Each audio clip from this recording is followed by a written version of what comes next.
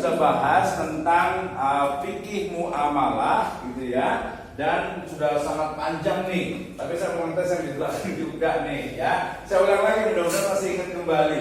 Ya, pertama adalah teori hak, ya. Yang kedua adalah teori kepemilikan, ya. Kemudian ketiga adalah teori tentang apa? Setelah kepemilikan apa lagi? Harta, ya. Kemudian teori tentang jual beli, ya. Kemudian teori tentang kerjasama, ya, kerjasama. Kemudian ini yang bagiannya Pak Ahmad Yani nih, teori tentang kita sebut dengan dengan akad tabarru, ya, akad tabarru. Baru terakhir nanti bicara tentang teori muamalah ya, kontemporer. Nah, oke, ya. Kita sudah belajar tentang teori hak kemarin, banyak sekali perspektifnya, dari mulai perspektif pemilik, pemilik di atas, ya, ada hak, ya, Allah Taala, ya, kemudian ada hak adami, ya, hak adami, hak manusia, gitu ya. Kemudian berdasarkan sifatnya, ya, ada yang sifatnya itu ijbari, ya, mau tidak mau. Yang kedua ada yang ikhtiari, ya. Kemudian berdasarkan juga dari sisi teori hak itu berdasarkan sumbernya juga, ya, sumbernya ini juga bisa yang sifatnya itu sumbernya adalah syariat, ya, dan juga di sini ada bisa jadi adat atau kebiasaan. Ya, oke. Ini sebenarnya masih banyak nih teori tentang hak, gitu ya. Nah, nanti berdasarkan jenisnya, di sini ada hak yang sifatnya itu kemarin apa? Kebendaan, ya, dan di sini non. Nah, kalau kebendaan kita masuknya langsung ke kepemilikan, dia langsung ke sini. Nah, teori tentang kepemilikan, ya. Nah, ketika membahas tentang teori kepemilikan, yang paling penting pertama adalah kalau definisi dianggap sudah bisa, nggak usah dibahas, ya. Berarti berbicara tentang sebab kepemilikan. Wah, banyak banget nih. Coba saya mulai tanya dari yang paling pintar di sini siapa ya? Kang saya udah Pak Ahmad Yani nih. Saya paling bodoh, Pak. Paling nggak bisa. Nah, berarti ketika bicara tentang kepemilikan, sebenarnya kita sudah bicara tentang sambungan hak kepemilikan. Hak kepemilikan juga ada yang paling banyak kalau bicara tentang hak kepemilikan pasti sudah masuknya adalah hak kebendaan, ya kan? Nah, sekarang saya mau tanya tentang apa sebab kepemilikan. Coba Kang Sesep. Jual beli. Jual beli bisa jadi kepemilikan, betul. Atau kita sebut di sini jual beli, ya, jual beli, ya. Istilahnya sebenarnya ada yang lebih tepat adalah akad. Betul. Berarti kepemilikan salah satu sebabnya adalah karena akad yang dilakukan. Jual beli, ada hibah, ada zakat, infak, sedekah, ya, mudharabah, musyawarah dan sebagainya. Dia ada sebabnya adalah karena akad, bukan hanya jual beli sebenarnya. Jadi kita tukar di sini yang lebih tepat adalah apa? Sebabnya adalah karena akad. Akad itu artinya kontrak yang dilakukan.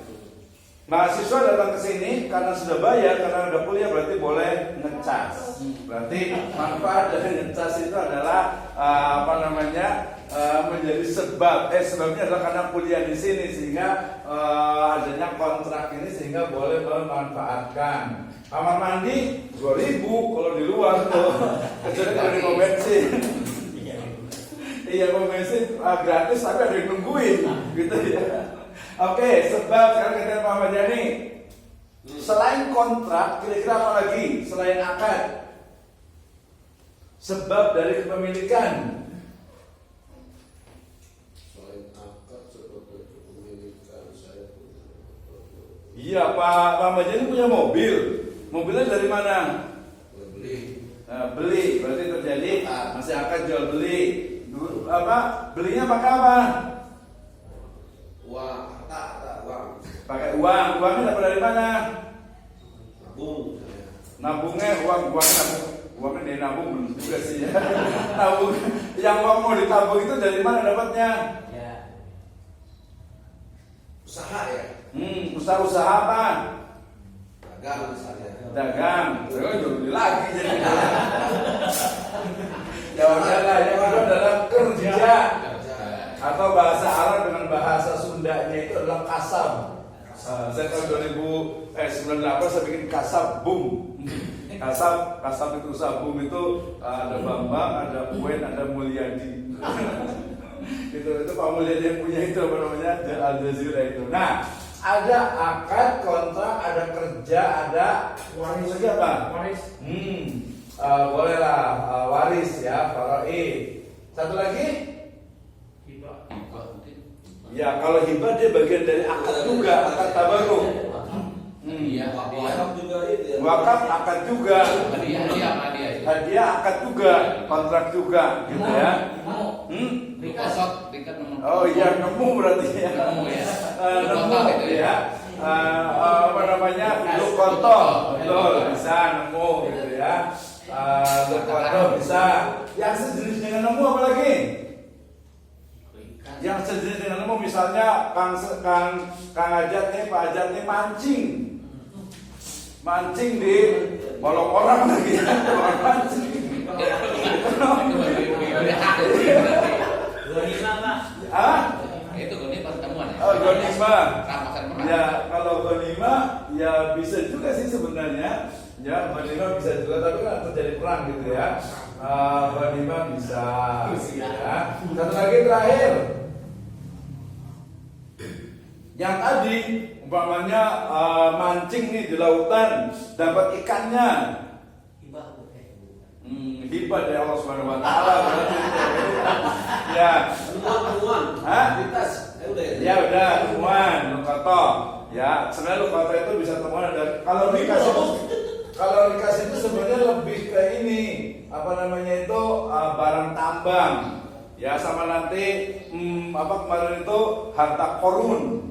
Nah, ya, harta korun juga. Nah, yang ketiga ini adalah namanya sebenarnya ada dua, ada ikhraz.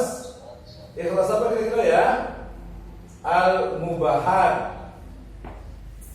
Nah, ikhraz al-mubahat ya. Ikhraz ya al-mubahat. Nah, salah satunya bentuknya adalah ihya al-maut ya. Ya, al-mawat. Ya, zaman dari maut juga sih.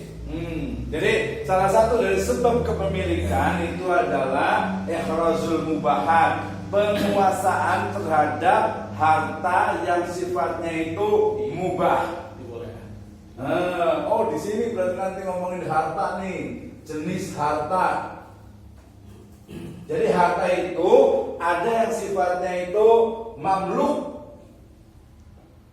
ya, ada yang sifatnya itu mubah. Harta berdasarkan pemiliknya itu ada dua.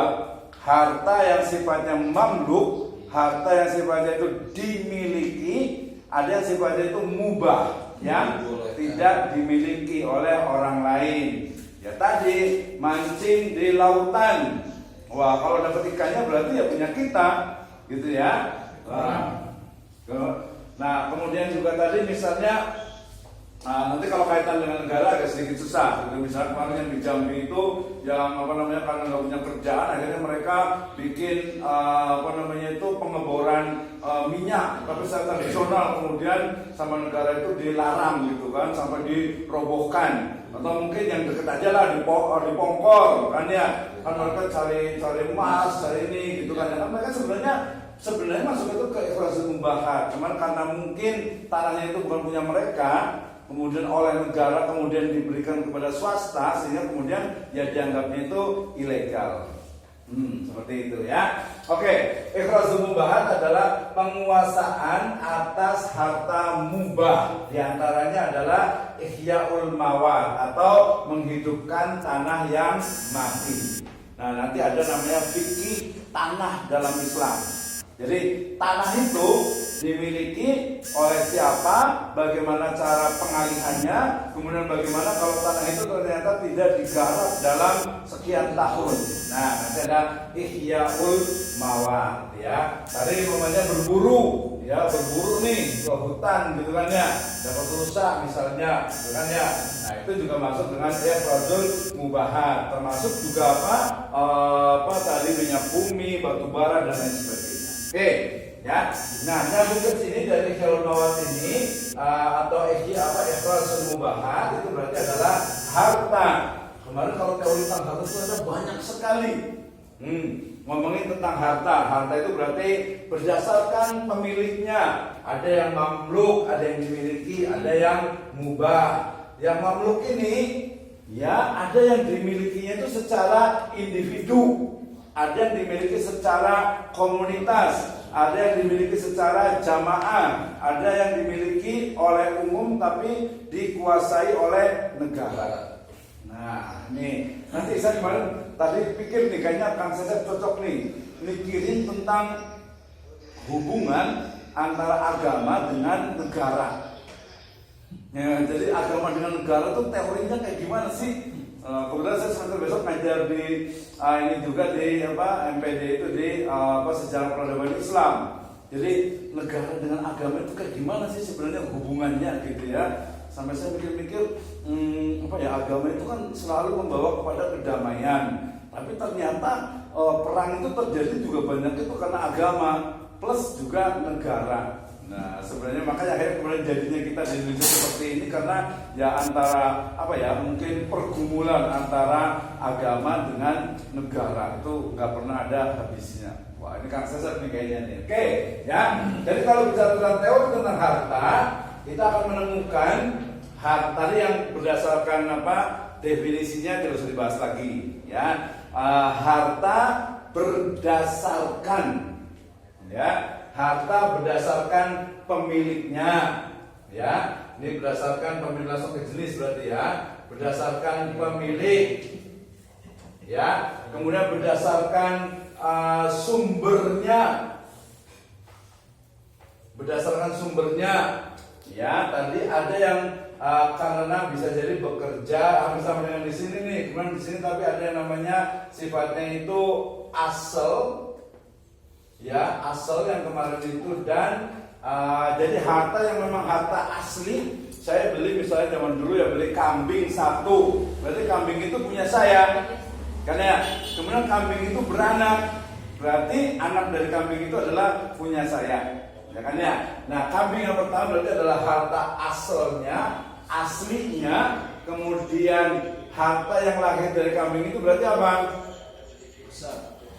Nah, yang asal biasanya cabangnya itu adalah bisa disebut dengan furuknya, ya, cabangnya atau hasilnya. Nah, misalnya kalau zaman sekarang itu, kalau kita lihat misalnya saham, kalau kita punya saham misalnya, kita itu punya hak. Nah, kembali ke teori hak ini, ya, kita punya hak untuk membeli kembali saham yang akan dikeluarkan. Zaman sekarang bukan lagi saham yang dijual belikan, saham sudah biasa dijual belikan, tapi ada hak untuk membeli kembali ya saham yang dikeluarkan yang diisus itu dijual belikan. Pak izin Pak, ini kita ada kuliah online nih dan siapa sih itu? Raya. Oh ya udah berarti pikir dulu. Sebetulnya banyak baru selesai kuliah. Untuk keluar tadi ya. Tadi sebenarnya salah harusnya jamnya, tapi nggak apa-apa. Ke sebelah situ aja dulu. Kita online of the root tadi. Iya. Online of the root. Iya betul ya. Nilainya double nih Pak. Iya soalnya nggak ini siapa nggak multitasking soalnya. Ya di situ aja nggak apa-apa. Di kelas itu tadi udah dibuka juga kayaknya. Siap, lanjut. Nah, tadi kita belajar tentang harta ini, ya. Kita menemukan banyak sekali harta dilihat dari perspektif apanya. Ya, bahkan yang paling gampang, ya. Harta ini dari ini saya kemarin. Harta dalam Al-Qur'an itu seperti apa sebenarnya? Ya, harta dalam Al-Qur'an itu seperti apa? Ya, misalnya dari mulai hakikat kepemilikan harta dalam Al-Qur'an. Nah, saya mau tanya yang gini nih, kira-kira kan baca Al-Qur'an terus nih. Iyalah, baca Al-Qur'an tahu artinya nih. Kira-kira, mungkin satu dulu kali ya. Ayat yang tentang harta itu apa ya?